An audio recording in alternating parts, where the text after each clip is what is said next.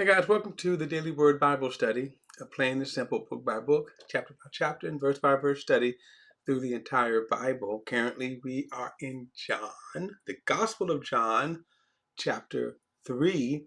And again, crawling through this chapter because this is a foundational chapter that Jesus is teaching us what salvation is. Most of Christianity doesn't understand or teach what biblical salvation is. They teach salvation through the lens of their denomination, their tradition. When we get into arguments or debates, for example, what's called the once saved, always saved argument or debate, there are some that believe that once you're saved, you are always saved. And then there are others that argue that said, no, you're not, you could lose your salvation. Now, those who argue against the once saved, always saved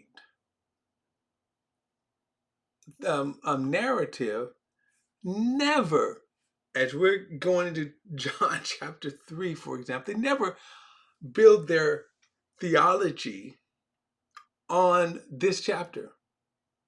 And I mean, there are other ones, Romans 3, Galatians 3.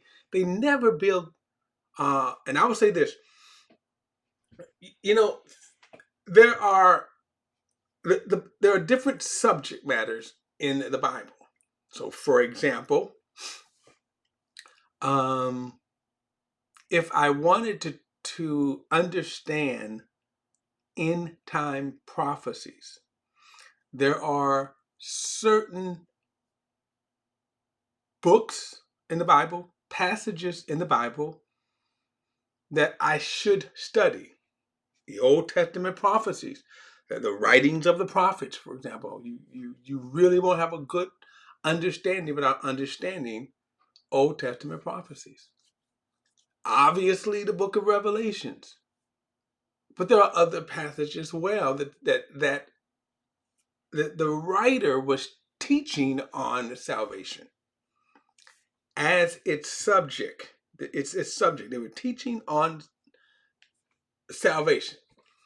I kind of liken it like if you go to a school and you walk into the hallway, class 101 is for salvation. Class 102 is for end time prophecy. Class 103 is I don't know what subject I should pick there. History, right? And the point is that if you're going to learn mostly from class 101 prophecy, that's what you're going to learn. Now, there are obviously statements in books. I mean, think statements that you will from that you may get, but they're not even with salvation. But they're not. You don't build your theology on the one statement.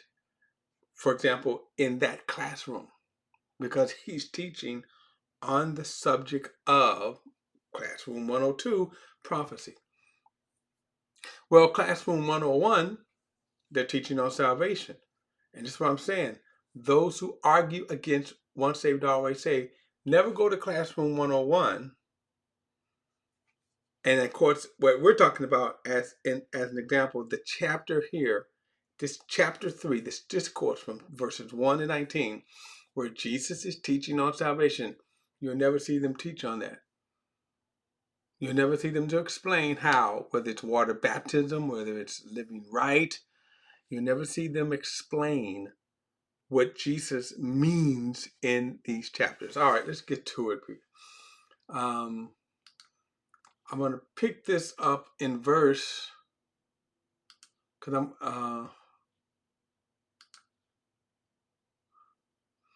going to pick this up in verse 13, and keep this in mind. Nicodemus a man who was an expert in the law, a man that has lived his life, his entire life experience has been to understand the law of Moses, to keep the law of Moses. Okay? And yet Jesus tells this man he has to be born again. I'm going to pick it up at verse 13. He says, no one has ascended into heaven except the one who descended from heaven, the Son of Man. Now, Jesus makes this statement having said in verse 10, verse 11, he says, I assure you, we speak what we know and testify what we have seen. Right? And if you go back to chapter 1, remember Jesus said, no one has seen the Father but the only begotten Son, who is at the Father's side. He has revealed the Father. So verse 13, no one is ascended in heaven. Also, too, Jesus is kind of quoting a verse in Deuteronomy. No, it's not the one here. Yeah, Deuteronomy 30. Let me see if I can pull that up right quick. Deuteronomy 30. Now, the reason why I'm going to do that is because, keep this in mind, Jesus is speaking to Nicodemus. Okay?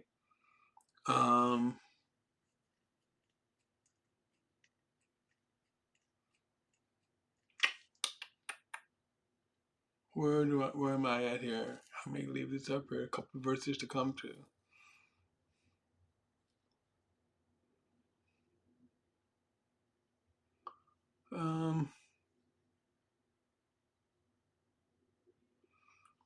Is it? Did I want this? Oh man, this is not the one I think I'm going to want either.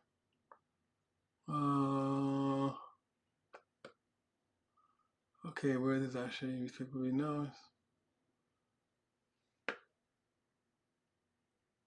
Okay, let's see. Deuteronomy 30, 12. Is this the one I want? No, that's not what I want. No. Okay, I'm gonna go on because I don't think I'm going to find this. Okay. I can't find the verse I want here. All right, verse 13 again. No one has ascended into heaven except the one who had descended, the Son of Man.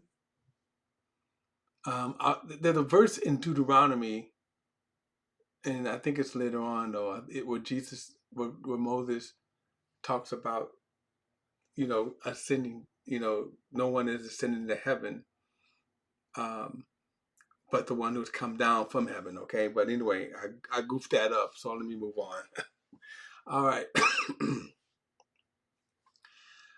Verse 14. Now, this is going to be a very interesting verse here because this verse, remember, he is going to, we're going to get to obviously John 3:16, but notice that he starts this verse here, right?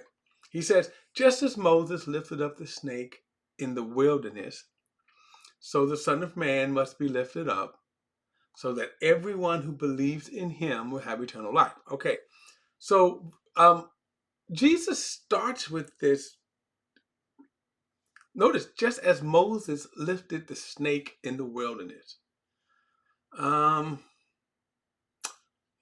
Sometimes these reference here. Numbers 21. Let me see if I can find it. I want you to see the story here that Jesus used. All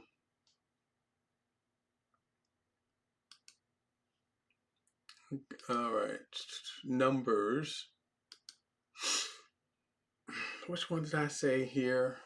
I want you to see the story because this is a very perplexing story to some. All right, 21.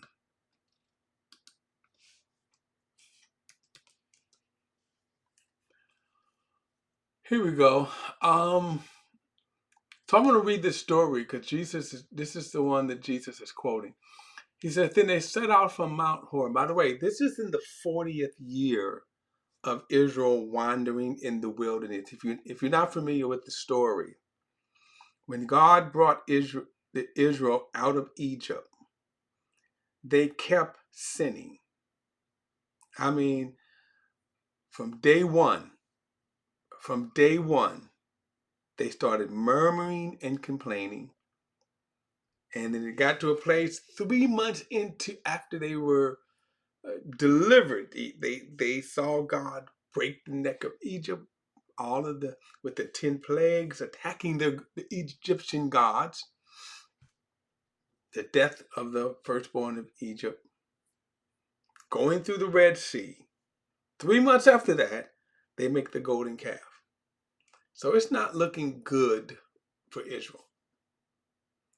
Going into their second year, God says, "All right, they've wandered enough, and they're now they're gonna they're at the edge of the Jordan River. It's time to cross over into the Promised Land."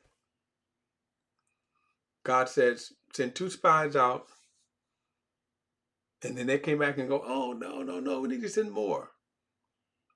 Okay, let's send more spies out. So then finally, okay, God and Moses relented and said, "Okay, send 12 spies out." Well, those 12 spies went out. And they came back and they said, "It's a great land. However, there are giants in the land. Man, we're not going to, they'll eat us up," right? And then from that, God said, "Okay, you guys have had enough." So he said, "This generation that I brought out, every last one of you will die on this side of the Jordan. Every one of you, except Joshua and Caleb. And even Moses didn't make it over because of a later sin. So they wandered in the wilderness for 40 years. And now in this what we see right here, in this 40th year, the last of that generation is dying out. But then this is what happens. So then they sent out from Mount Hor, by the way, of the Red Sea to bypass the land of Edom. But the people became impatient because of the journey. The people spoke against Moses and God and Moses. Why have you led us from Egypt to die in the wilderness? There is no bread, no water, and we detest this wretched food. Then the Lord sent poisonous snakes among the people, and they bit them so that many Israelites died.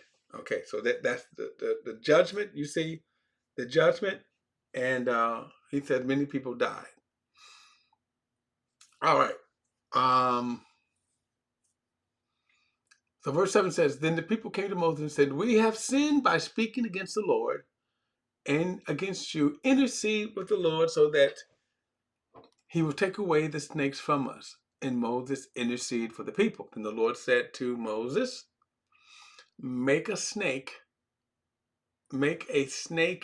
image and mount it on the pole.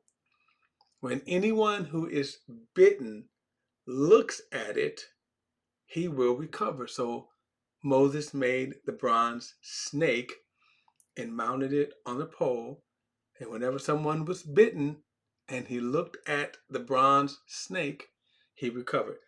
Now, this is one of the most perplexing things. I don't know why, in other words, but a lot of people would wonder about the bronze snake. And by the way, later on, this bronze snake would be a stumbling block to Israel. One of the always sins of Israel before the Babylonian invasion was that they were idolatrous. They just kept falling into idolatry. But anyway, and so this bronze snake would become that. But right here, this bronze snake becomes a symbol of Jesus and salvation. So this is the story, okay? So this is the story that Jesus is citing. So he says, just as Moses lifted up the snake in the wilderness. Then he says, so the Son of Man must be lifted up, so that everyone who believes in him will have eternal life. So we just read the story. The salvation, when those people were bitten by poisonous snake, if they looked at the bronze snake, again, it is perplexing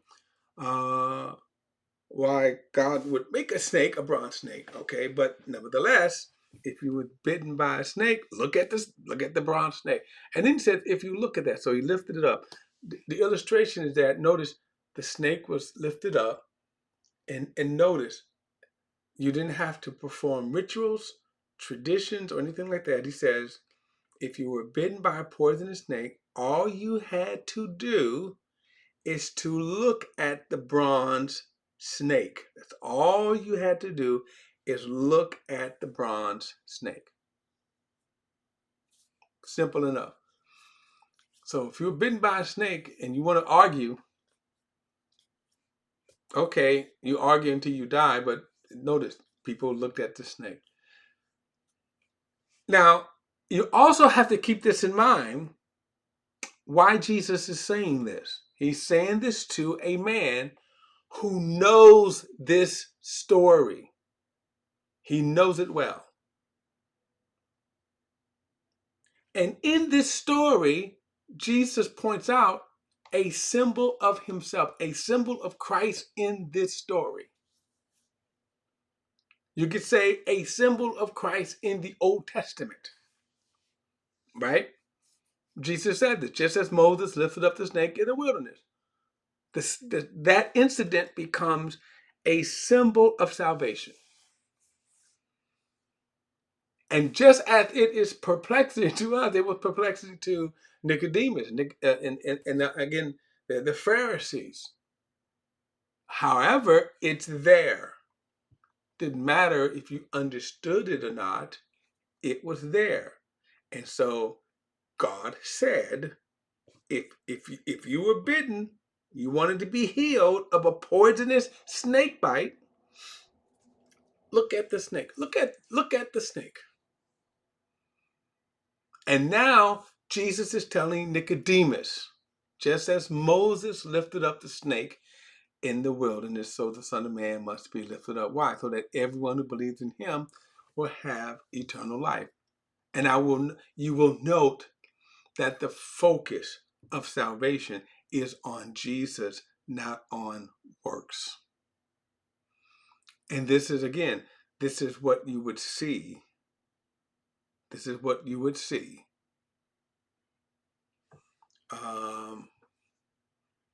With religion. They always tell you some form of human effort. You must do something in order to be saved, in order to, it's human effort. It's man's effort to get to God. What we see here is God's grace, God's efforts reaching down to man. Okay? So just as Moses lifted up the snake, and that became a symbol of salvation, that became a source of salvation. Then he says, so everyone who believes in him will have eternal life. So now, notice it, everyone who believes in him. So what does the word belief mean? Because you'd be surprised at how many people argue over this. Right? So notice here, anyone that believes in him. Why? Because God lifted Jesus. God lifted Jesus as the point of salvation. And when you believe. So what does it mean to believe? So the word believe is faith. The word faith, the English translations here, faith and belief. Faith and belief. All right. These are they're synonymous. One is the noun and then one is the verb. And so this right here becomes the way of salvation. And I'll get into this next time. Don't forget to like and share this video and subscribe to VP the Bible Perspective. And as always, if you have a thought or comment, add it to the comment section below. All comments are welcome, and I'll see you in the next study.